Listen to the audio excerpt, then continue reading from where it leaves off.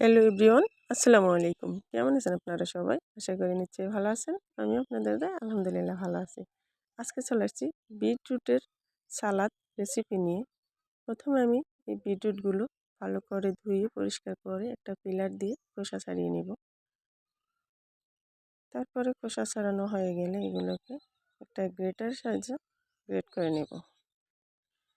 আসলে বিটরুট আমাদের শরীরে অনেক উপকার, রক্ত বাড়াতে সাহায্য করে, স্কিন ভালো রাখে। তো প্রথমে এই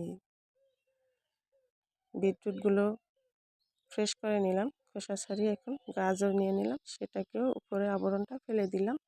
তারপরে নিয়ে নিলাম একটি আপেল, সেটাকে উপরের খোসাটা ফেলে দেব।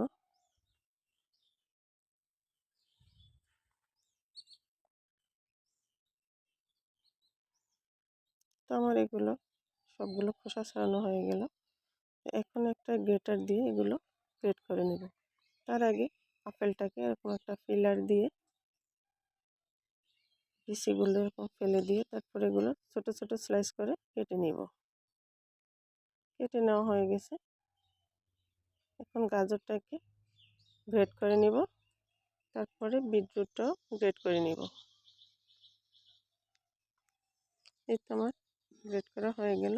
এখানে এই যে সালাতের জন্য এই আইটেমগুলো নিয়েছি: পুদিনা পাতা, গাজর, কাঁচামরিচ, ধনিয়া পাতা, এই তো এই ফল, এই সবগুলো যা কিছু লাগে সবগুলোই নিয়ে নিলাম।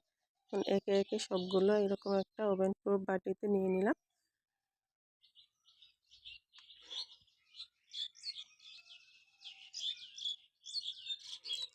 আমি আমার পছন্দ মতো নিয়েছি সালাদের জন্য, আপনারা আপনাদের পছন্দ মতো নেবেন। তারপর এখানে লবণ দিয়ে দিলাম পরিমাণ মতো, একটু দিয়ে দিলাম কালো গোলমরিচের গুঁড়ো, সবশেষে দিয়ে দিব সরিষার তেল। এখন ভালো করে মিক্স করে নেব। তো তৈরি হয়ে গেল আমাদের সালাদ।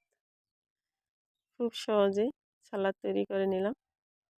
এটা আসলে আমাদের যাদের রাতকানা রোগ হয়, এই বিটরুটের সালাদ বা বিটরুট যেভাবেই খান ওই সমস্যাটা থেকে আল্লাহর রহমতে মুক্তি পাবেন।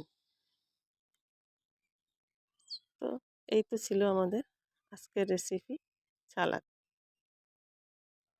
তো আজ এ পর্যন্ত। সবাই ভালো থাকবেন, সুস্থ থাকবেন, নিরাপদে থাকবেন। আল্লাহ হাফেজ।